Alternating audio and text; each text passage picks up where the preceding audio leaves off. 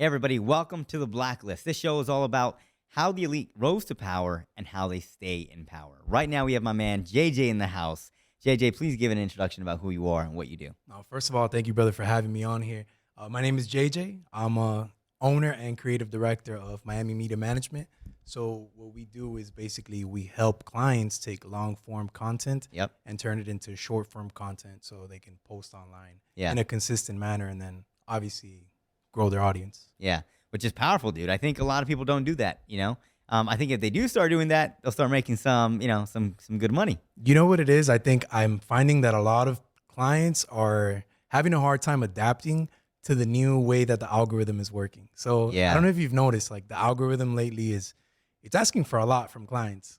From people. Yeah. Like they want you to almost post twice a day. They want Yep. you to, diversify. They want you to offer content. So nowadays I see that, the average person that was getting a lot of likes all of a sudden started getting less likes, less comments. And Yep. I think personally, it's because the way that the algorithm works, it's changing and Yeah. it's constantly changing, honestly. Yeah.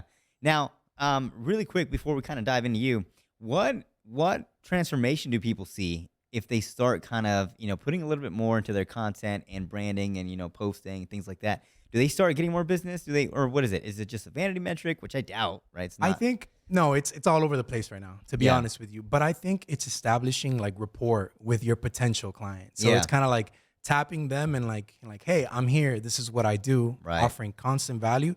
And then sooner or later, like with the right strategy, if you work with the right marketing team, you can turn a cold touch into like a warm sale, Sure. and Yeah. eventually into a sale, which is what we want. Yeah. And as a business owner, I'm heavy on personal development, and I'm sure you are too.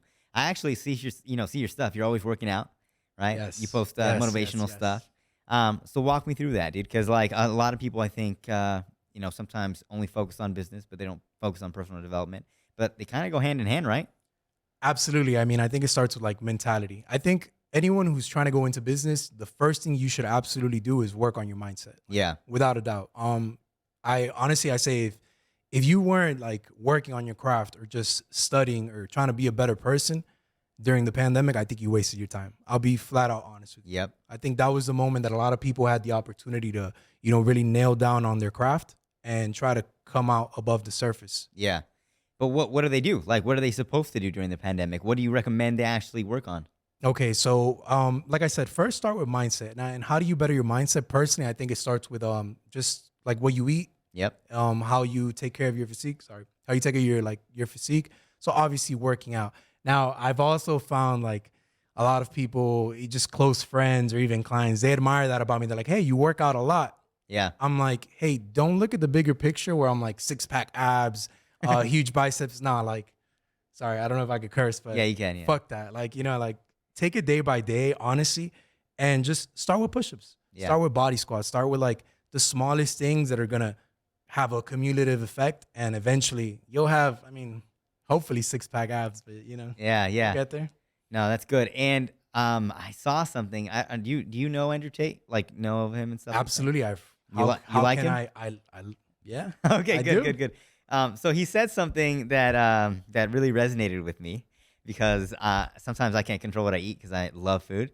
And he said, if you can't control what you put in your mouth, like I don't know what the fuck he said. He's like, you're a lazy piece of shit or whatever, right? And for somebody like me who loves steak and I don't know, I just feel like it's kind of Bro, you difficult. love to have dessert, and there's nothing wrong with that. Yeah. It's fine. But how do I kind of discipline myself to, I guess, not overdo it? The trick, honestly, like what I've seen is that when you start putting all these barriers on you, like you start putting like, oh, I can't have this, I can't have that, like it becomes harder. That's true. And that sounds like cliche, but it really is true. Like that's what I do. Honestly, like I don't put a huge limit on my diet because if I do, like that's the more I think about that. So I kind of just try to true. what's easy, what works for me the best. Like, okay, in the morning I'm gonna fast or I'm gonna just have something light Yep. and kind of go about it that way. Like I think it's more of like an everyday thing rather than trying to be a bodybuilder. And then to go back to what you're trying to say, it's like, hey, okay, then if I feel more confident in myself, then hey, these clothes fit a little nicer now. And eventually that kind of transcends over to your mentality and the way you speak to people, the way, Yeah, yeah, eventually business. yeah. And I'm pretty sure. I mean, no, I know. Like working out is not the only thing that you do for personal development. No. What other stuff do you do that's like you feel like kind of move the needle? Like once you started doing that, things started changing for you. Absolutely. Ooh, there's a lot that goes into it. But I would say like start by cleansing your social circle. When you do that, it kind of like eliminating you're never gonna eliminate the non-believers, but if within your social circle you start kind of like cleansing it to people who are where you want to be, Yeah, then that's a step. Second, mentors. Absolutely. I know everyone says it, but it really is like key to this. Like you need to have mentors in whatever game that you're in. yeah. You said, wait, sorry, repeat your question so I can. So basically, like, what do you do that kind of moves the needle for you? Like, it just kind of like once you started doing it, your life kind of started. Changing. Absolutely. I cleaned my social circle. Yeah. I started getting mentors, like Yep. 100%. Honestly, I started going out less. I started drinking less. I started just doing all these things that would allow me to be more focused on my craft. Another thing is obviously I would consume some type of content that is, fruitfully pushing you towards the right direction. Yeah. There's a lot of great thought leadership right now out there. And I mean, you speak a lot about this too, and the importance of creating a personal brand. I think it's important to go seek those individuals that are doing the business, that are doing the fitness, that are doing the crypto, and doing your research on them, and kind of just make them a part of your circle. Make them like your online, like a weekly class that you go to. Yeah, yeah. Dude, and you talked about something that's important, which is mentors. And I feel like a lot of people, they don't know who to kind of look up to. I mean, they did, but he got canceled. I'm just kidding. Who was your mentor? Who is my mentor? I actually, so I have one mentor right now in real estate. Yeah. Because my whole goal with this, I'm actually trying to retire at one point, right? I want to buy back my time. So what I'm doing is I'm taking all of my chips from video production. Yep. And I'm actually niching down only to work with real estate investors, only to work with contractors, realtors, mortgage lenders, Yeah. mortgage brokers. I'm currently working with the largest growing brokerage out of South Florida. Yep. So, and they're branching out all over the states. So by doing that, I'm honing down on one specific area of my life. So I'm taking all of those chips and I'm putting them in real estate. Shout out to Tatch. I don't know if you've heard of him. Nope. Tatching. Oh, yeah, yeah, yeah. He's from your area, actually. I think Seattle, like Yeah. Oregon or something like that. Yes, Yeah. that's right. Absolutely. I have mentorship from him, and I've also had mentorship from other people who I've obviously, you have to pay to get your way in, but it's worth it.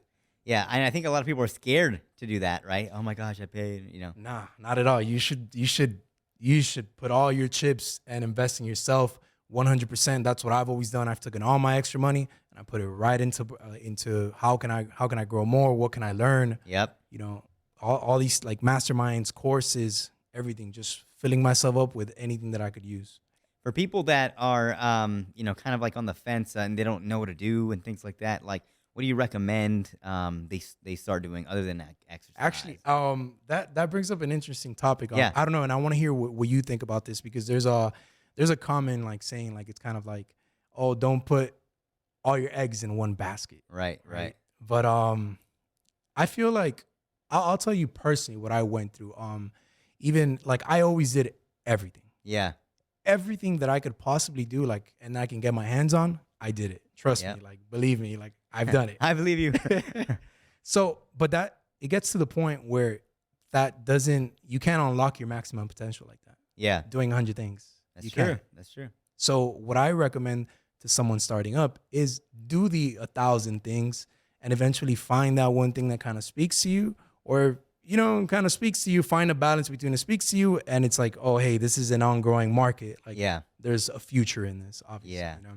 And that's a good point, because I think, like people are trying different things and things like that, but you should go all in the beginning. And then I feel like once you've mastered your craft, then you can kind of, start separating and stuff like that, right? Absolutely. Is that what you believe? Absolutely. I don't think we ever stop, but I, like, for example, I'm trying to retire, but I know that when I have the opportunity to retire, I probably won't. Yeah. because I'm so like adamant about just being a better person every day. Yeah. You love this. Yeah, I do. I really do. Good, dude. Good. Okay. Awesome. So talk to me about, like in business, uh, how do you kind of keep like your team kind of, motivated and kind of continue a culture Culture. Yeah. because obviously you have one. I can tell right now, like you live by some form of core values. I don't know what they are. But you also kind of show that as an example to your team and stuff like that. Absolutely, absolutely. One thing that has helped me with that, like building a culture with the people that I work with, whether Yeah. it's team or a client, Yeah. is learning to communicate. And I know that because I'm a very, how do you call it? I'm very, like, I have very strong viewpoints in life. Like, I think it's like, hey, this should be like this, and like this is what I believe in, this is what works for me.